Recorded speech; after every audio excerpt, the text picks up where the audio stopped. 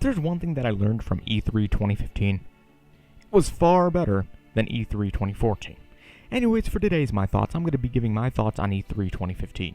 Now, I'm going to be talking about all 7 press conferences and be giving my thoughts about them. And while I won't be going into full detail, I will be talking about a few things here and there, such as games and other certain devices that were revealed and things that were talked about. Things such as that. And the reason I'm not going into full details is because I don't feel like making this a long video, and I don't want to recap anything. I just want to give my thoughts. So let's get into it. So, starting off with Bethesda's press conference. I felt that they by far had one of the best press conferences of E3 2015. It was fun, awesome, and overall interesting from the start to beginning. It was nice seeing games like Doom, Fallout 4, and Dishonored 2 all shown off there. And although there were downsides such as the Elder Scrolls Online and the Elder Scrolls Legends card game, it was really cool as a whole, and it was by far one of the best there. And speaking of which, has anyone else here been playing Fallout Shelter? I have, and I'm really enjoying the game. And I don't ever really say that with mobile games. It's very rare when I say something like that about mobile gaming, but when I do, that's a good thing. So, next up, Microsoft. Now, I felt that the Microsoft press conference, while it wasn't as good as their E3 2014 press conference, it was no doubt far better than their 2013 press conference. I'd say this conference was a close second. Now, I did like some of the things that they showed there, like HoloLens. For example, HoloLens, what can I say about it? Well, it's nice to finally see footage of it. I'm just hoping that it's not gimmicky like motion gaming was, although there's a possibility it could be. But I'm hoping that in the end it isn't, and we actually have a reason to use it. And I just really hope it actually has games worth playing, although it probably won't after like 3 years, or 1 even. It was also cool seeing that there's going to be a rare collection up to $30, and including 10,000 gamer score. I'm sure that there's going to be plenty of retro gamers that are going to go for that if they own the Xbox One. It was also cool seeing that there's going to be backwards compatibility on the system. And although there's only going to be Xbox 360 games, no original Xbox games, let's just hope that those 100 games that are going to be at launch actually have playability, Not just in whether they work or not, just so you actually have a reason to play them, You actually want to play games if you own them, right? And speaking of which, every single game is free. All you have to do is just download it and install it if you have the disc. And if you're going for it digitally, you just have to go install it. But once again, it's all free of charge. And they're going to add more over the course of 2016. There'll eventually be hundreds of games. It was also cool seeing that there's going to be mod support for Fallout 4 on Xbox One. Let's just hope that those mods actually work for the system.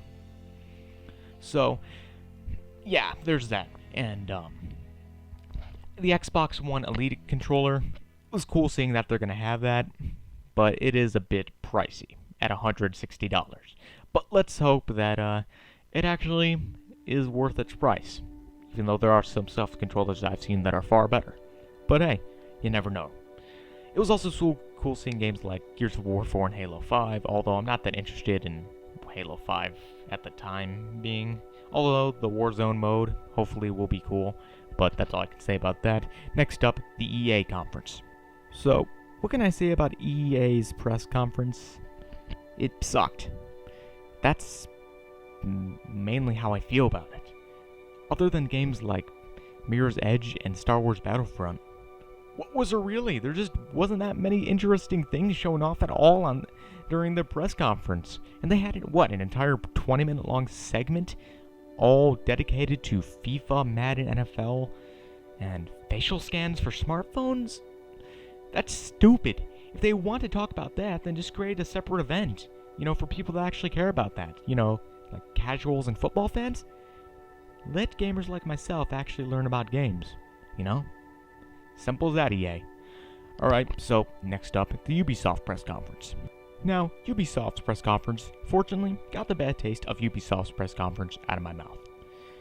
Now, it was cool seeing things such as The Division once again, Rainbow Six Siege once again, the next South Park game, and the new Ghost Recon game all shown there. Although I was a bit surprised that they didn't give any hints to the next Far Cry or Watch Dogs game, but I guess they're saving that for E3 2016. And of course, Assassin's Creed Syndicate was there. Who cares? Just Assassin's Creed. Let's just hope it's better than Unity. But overall, I like the conference. Let's just hope that we don't have another 15-minute long segment dedicated to Just Dance 2017 next year like we did with Just Dance 2016 this year. That's not necessary. If casuals want it, they can go watch another press conference. Simple as that. It's simple as that, Ubisoft. Alright, next up, Sony's press conference. So, personally, I felt that Sony's E3 2015 press conference was a major improvement over their 2014 press conference. That press conference last year sucked, but this one was far better. It had first-party games, third-party games, and indie games, unlike their last press conference. So, it was cool seeing games like The Last Guardian, Shenmue 3, and the Final Fantasy VII Remake. Those are games people have been wanting for who knows how long. It was cool seeing games like Dreams and No Man's Sky. Those both look pretty cool.